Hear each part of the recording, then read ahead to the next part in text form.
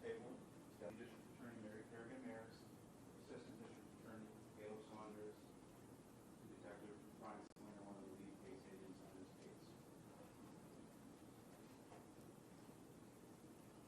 We represent the people of Brown County, their interest in making sure that our communities are safe and secure, that justice is found, that people who commit offenses in this community, particularly violent offenses, are held accountable for their actions. When a crime is committed in Brown County, law enforcement collects evidence, investigates the case. To support their investigation, they collect physical evidence, they collect statements, anything that supports the investigation to determine if a crime was committed. Law enforcement turns that evidence over to the district attorney's office and requests that we prosecute the case. If there is sufficient evidence to support allegations and charges, the district attorney's office issues those charges. When we work alongside police to hold people accountable for their actions and to find justice for people who are victims of crime. That is what our role is in this case, to collect evidence, to ascertain the truth about who murdered Nicole Vanderhyde. Nicole was murdered on the evening of May 21st, 2016. That is exactly what the Brown County Sheriff's Office has done in this case. They have collected evidence. They have talked to witnesses. They have obtained warrants. They have physical evidence. They have technological evidence to support the case that they presented to our office, the case that we will present to you. They have followed the path laid out by that evidence. Evidence which will uncover the identity of Nikki's killer, George Stephen Burch. I've defined our role in this case, but I also wanted to define yours. You are the sole judges of the facts in this case. The court is the judge of the law, as he just read you, but you are the judges of the facts. You are tasked with listening to the evidence that's presented on that witness stand. You are tasked with determining the credibility of the testimony and determining the truth in order to find justice. For that, I want to sincerely express our appreciation. Thank you. Thank you for giving of your time, taking time away from work, family, from other commitments. We know that this is not an easy task. For the next couple of weeks, you will be here listening to evidence. All of the parties involved understand what you have given up in order to do this. And we thank you for making our system of justice work. It's important that you give your time to this case and your very close attention. This case is clearly important to a great number of people. It's important to Mr. Burch. As he sits there today, he is not guilty. The state must prove that he is guilty. So it's obviously very important to Mr. Burch. He's charged with a crime. But this case is also very important to the family of Nicole Vanderhyde, to the many people who loved and cared about her. This case is important to our community. You'll see a glimpse of what law enforcement has done to attempt to keep the community safe and hold people accountable from one of our public's greatest fears: senseless, vicious, random acts of violence. The citizens of Brown County value few things more than they value their personal security. To think that something like this could happen in our community to anyone at any time is horrifying. On this particular night, it was Nicole Vanderhyde. And any other night, it could happen in the village of Bellevue, the city of De Pere, the town of Ledgeview, that a violent, ruthless killer could do what we believe the evidence will show Mr. Burch did to Nikki Vanderhyde. The truth must be found, justice must prevail, and Mr. Burch must be held accountable. We start today with opening statements. This is the opportunity that the parties have to address you, to make our comments directly to you, and provide a framework for what we believe the evidence will show in this case. The roadmap of evidence that put officers on the path to finding out who killed Nicole. The one other time that we'll have an opportunity to directly talk to you in this way is at closing arguments. In between, the people who will give you the evidence that you are to consider are all of the witnesses who will sit right there on that stand and tell you about what they did, the work that they did to collect evidence, their personal observations, the forensic DNA and technological evidence that supports the state's case and allows us to prove this case beyond a reasonable doubt. These are law enforcement officers who never met Nicole. They are independent forensic analysts. They are crime lab analysts. They are experts in their field. They will be called to help you sort through technical, medical, physical evidence to tell us what happened to Nikki and to tell you who did it. As we present our case, we ask that you listen closely to all of that evidence and that testimony, and you rely on that evidence and base your decision on it, because the evidence is what will prove this case. You will follow that evidence and come to the same conclusion that we have. What I'm saying to you now, what defense counsel will say to you shortly, that is not evidence. Testimony is evidence. The physical evidence that you see is evidence. The autopsy results, the DNA identification, the Google dashboard data, the records from Fitbit, the internet searches off of people's phones.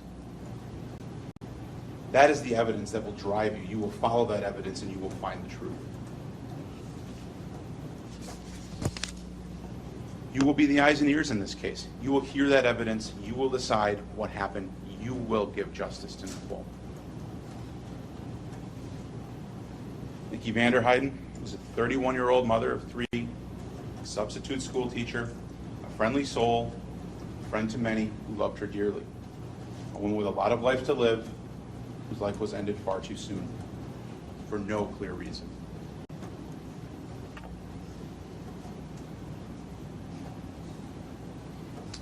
That's Nicole. On May 21st of 2016, at approximately 1 p.m., the Vandeheyes, so a young boy and his grandfather, and Jacob Vincent locate the body of Nicole Vanderheiden in a tree line of a field on Hoffman Road in the village of Bellevue. Law enforcement and the medical examiner are called in to process the scene. They are at the scene within minutes. The scene is secured. Officers come in. Crime scene comes in. Medical examiner's office comes in. They collect evidence according to their protocols, entering the scene in tech suits and try to preserve evidence. Nikki's body is examined, swabbed for DNA evidence, taken on the scene, later taken at autopsy. There's Hoffman Road, the dirt road entrance into the field. The yellow dot is the location in the tree line where Nicole's body was found. Right there in the village of Bellevue, practically in the center of town. Just up the road of Hoffman is East River Drive, Ziggy's Restaurant, residential neighborhoods. About a mile from the sheriff's office up the road on Hoffman. Shortly after Nikki is found, an autopsy is performed by Dr. Rogalska. She noted 241 injuries to Nikki's body. First, but they took place relatively within the same time frame. The manner of death is determined to be homicide. At the end of the case, we will talk to you about the elements in this case, and the elements of this offense are actually very simple. Did George Burch cause Nikki's death, and did he do so with intent to kill? When you hear Dr. Rogalska's testimony, you will have no doubt that when George did this to her, he intended to kill her. These are substantial, repeated physical injuries. There can be no doubt as to intent to kill. Shortly after Nikki's body was found, officers responded to the residence of Douglas Dietrich and Nicole Vanderheiden. Nikki's boyfriend was Doug. They shared a child in common, a 6-month-old child named Dylan. Doug called in Nikki as a missing person within hours after her body was found. Officers came out to Doug's residence. He voluntarily spoke with them for 2 hours. He showed them his cell phone. He had his friend there. They were trying to piece together where Nikki had gone. Doug did not know at that point in time that Nikki was dead or that officers had found a body. Officers were aware of that, Doug was not. Doug was providing information to help law enforcement try to find Nikki. He pieced together the information that they had from the previous night. Doug and Nikki had gone out with some friends. They went to a concert at the watering hole. They saw a band. When the band was done, Doug and his friend Greg were off chatting. They met some friends from high school that they hadn't seen in a while. Nikki left with Doug's friends. She went downtown to the Sardine Can with a group of Doug's friends, with the understanding that Doug and Greg would be arriving at the Sardine Can later to meet with them. Doug and Nikki were having a good time at the watering hole. They had some drinks, they had some laughs, they had some fun. They did not get into an argument with physical disturbance when they were together at the watering hole.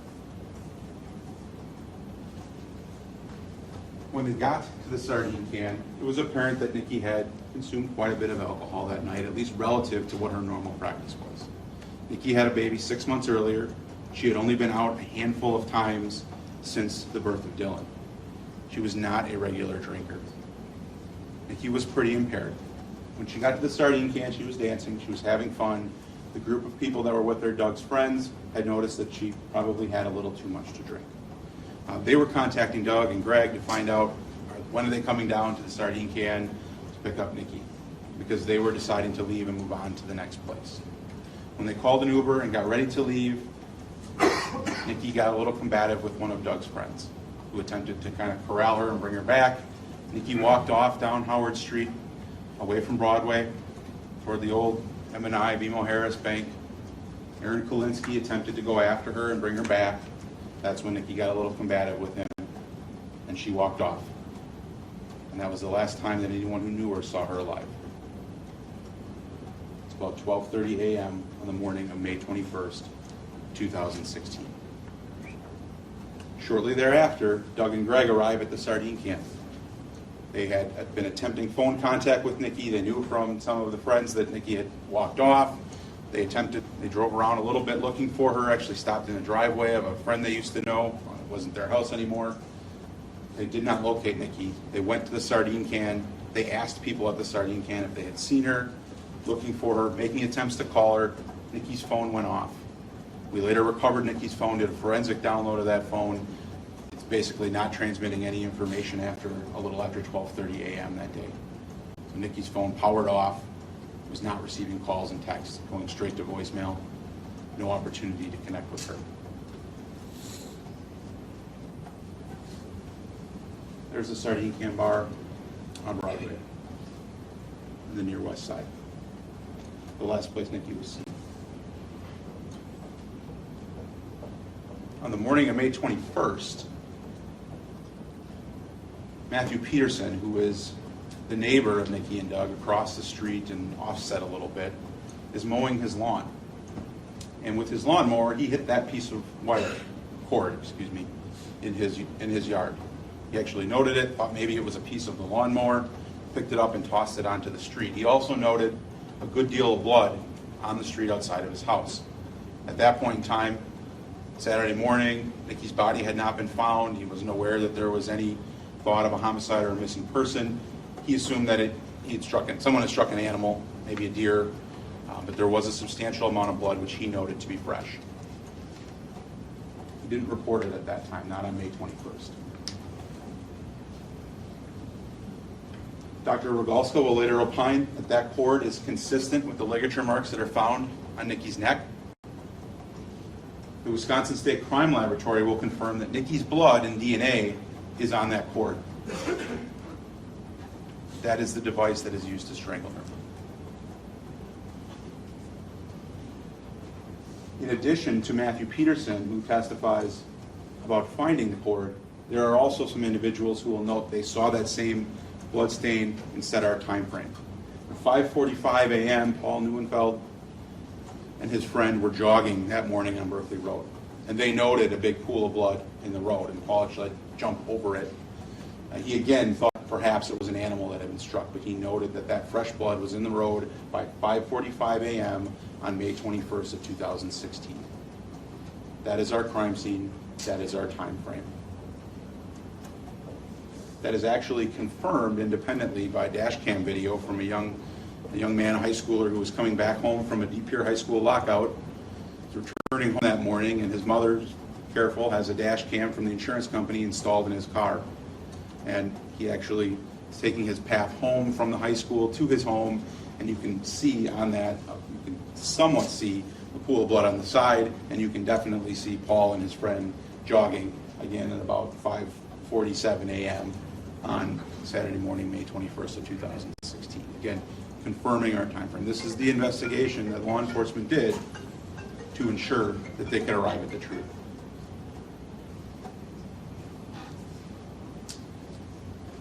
On May 22nd, 2016, in the morning hours, officers located Nikki's clothing on the on-ramp to Highway 172 in GV.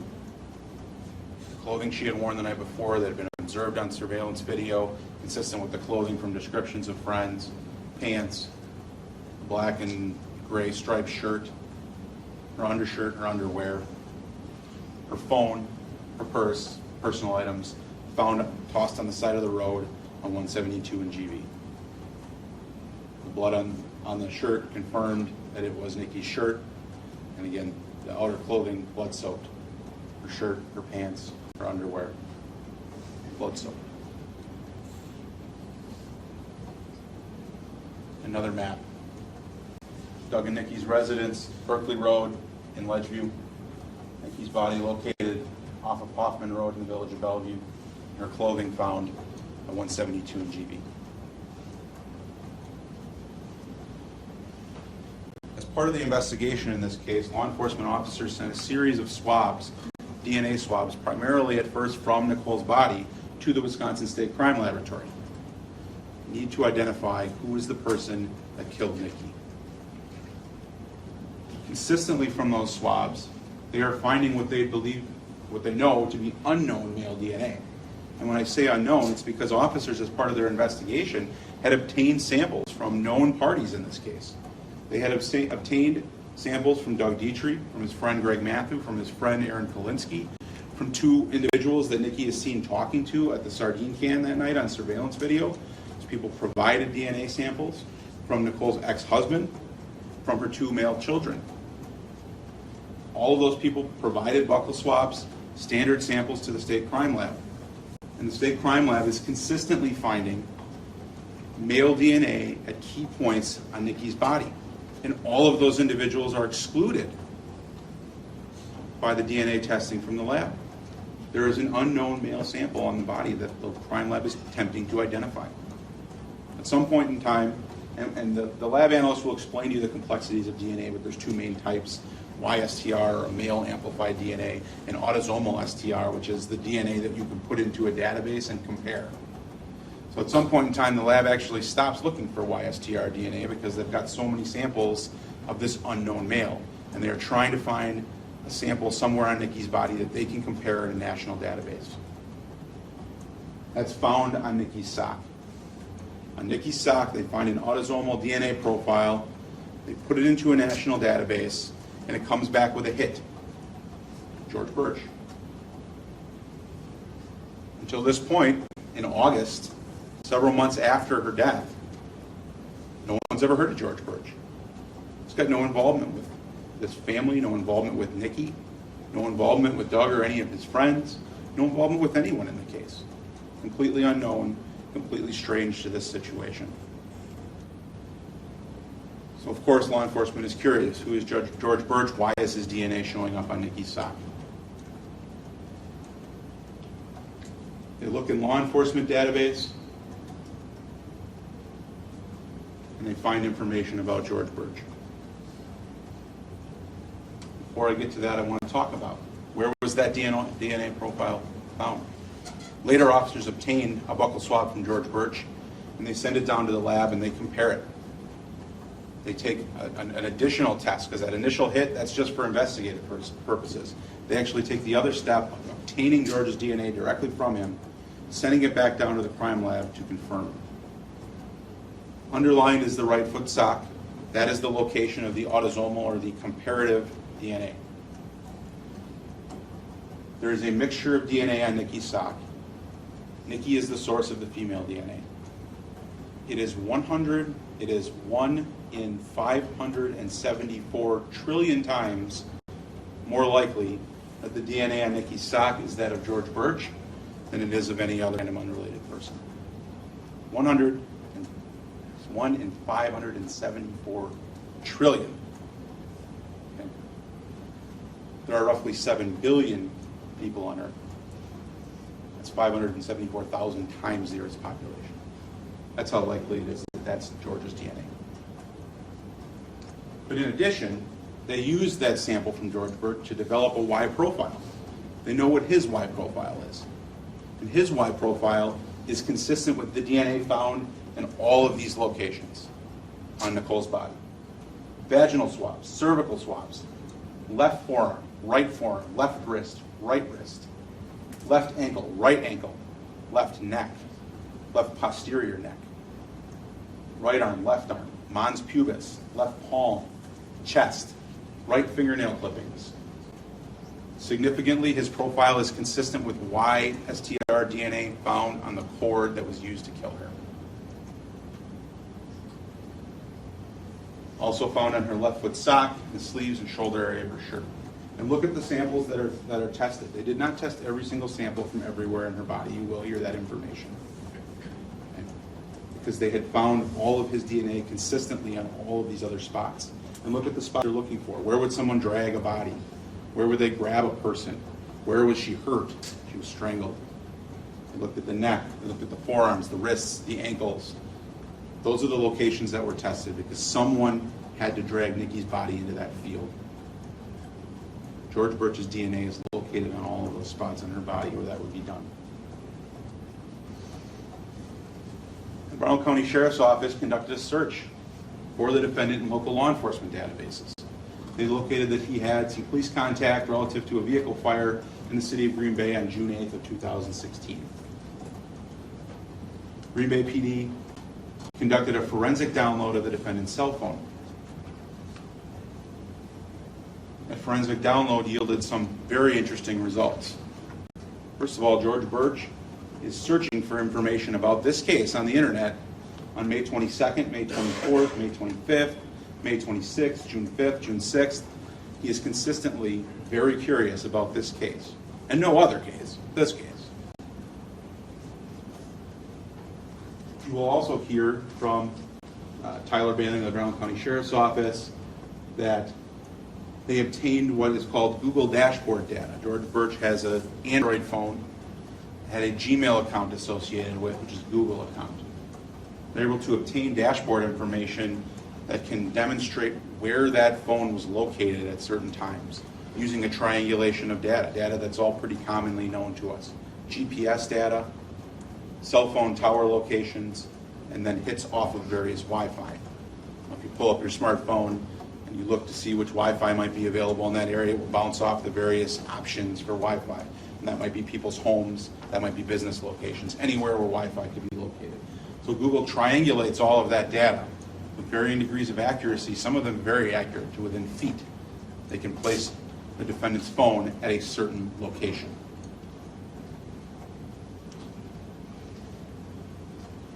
All of those dots represent the defendant's cell phone locations on the night of May 20th, 2016 into the morning of May 21st of 2016.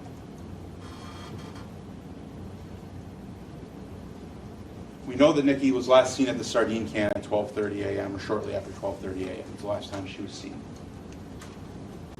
From midnight up until 2:32 a.m., George Burch is consistently, there's several dots there, located at Richard Cranium's bar on Broadway, a short distance from sardine can where Nikki was last seen. Burch remains at Richard Cranium's from 2:32 until 2:38. When he travels to his home, he's staying with Ed and Linda Jackson at that time. 4:22 a.m. is significant because that is a time that he ultimately returns to that home. He's at the home from 2:32 until about 2:38, at which point he starts his journey down Broadway on the west side of Green Bay, over to Grand Street and West of Pier, across the bridge, down County Highway G past De Pere High School, over to GV, and down to the Berkeley residence, where he arrives at 3:01 a.m. That's the murder scene. That's where Nikki's blood and the cord are found on the side road. George Burch's cell phone was there from 3:01 a.m. until 3:53 a.m. And again, remember the DNA in the body. 20 different locations, injuries consistent with sexual assault, injuries all over her body, including injuries that can be defined as defensive injuries, hands, feet, fingernails. He's there for 52 minutes. No known relation with Nikki, no known relation with Doug Dietrich, no reason to be in front of Nikki's house. No reason for his DNA to be on her body. Even more significant, from 3:58 a.m. until 4:02 a.m., George Burch's cell phone is pinging off the field on Hoffman Road where Nicole's body was found. And one of those readings is in fact very accurate. Within feet, he is placed in the middle of that field. The location where her body is dumped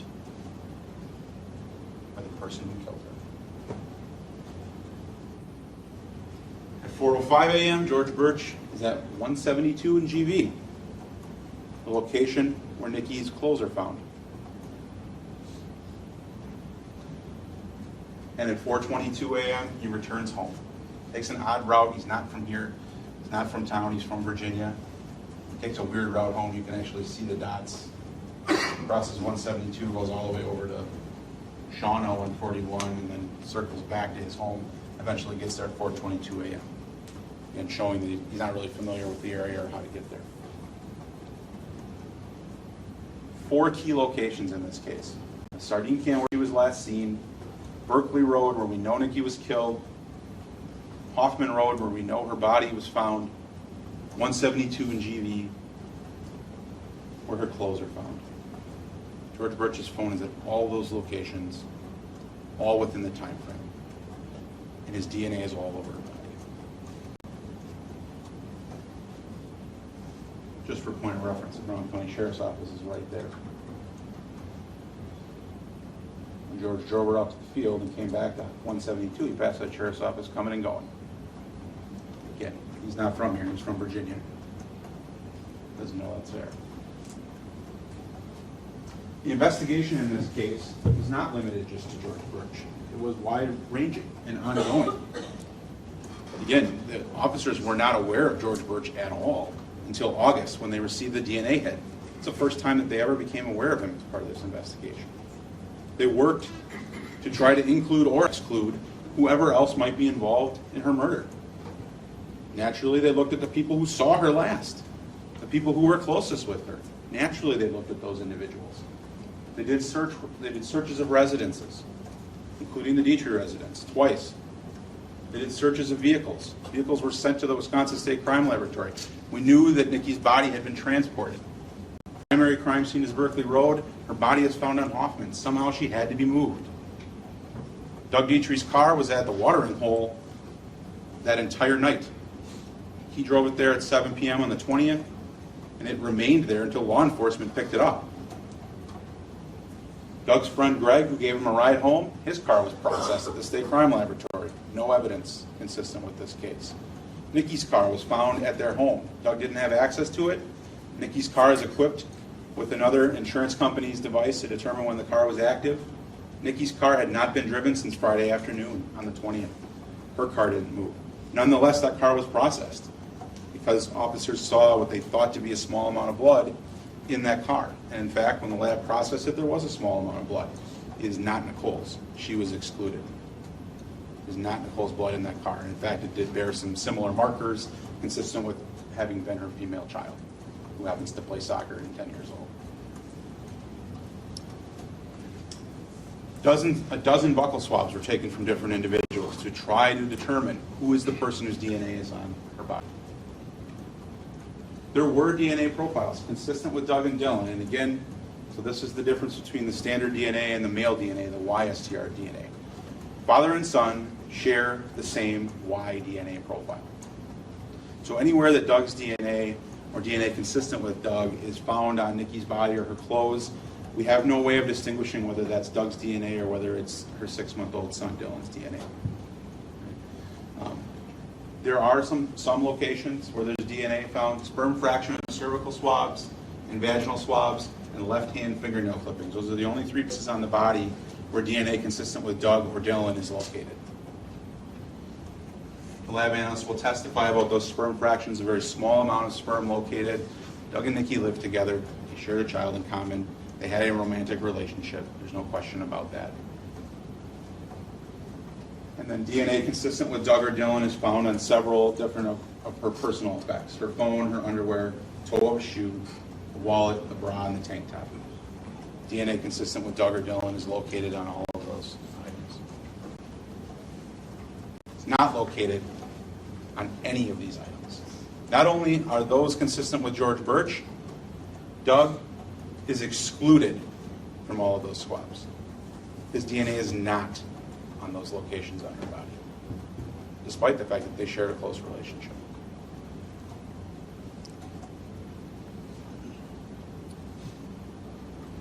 Follow the evidence, follow the path. From the sardine can to Richard Cranium's, where you stop at Burch's home, to the location where she's killed, the location where her body is callously dumped, the location where her clothes are tossed aside. Follow the evidence, follow the facts, and it will lead you to truth. The defense's job, and I'm sure they will do it well, is going to be to poke holes in the state's case, to make things sound more confusing, to overly complicate the facts in this case, and to try to point out things that aren't there. No one is on video, no one is videotaping the defendant killing Nicole. You do have to follow the evidence and put the pieces together. It is their job to poke holes. It is their job to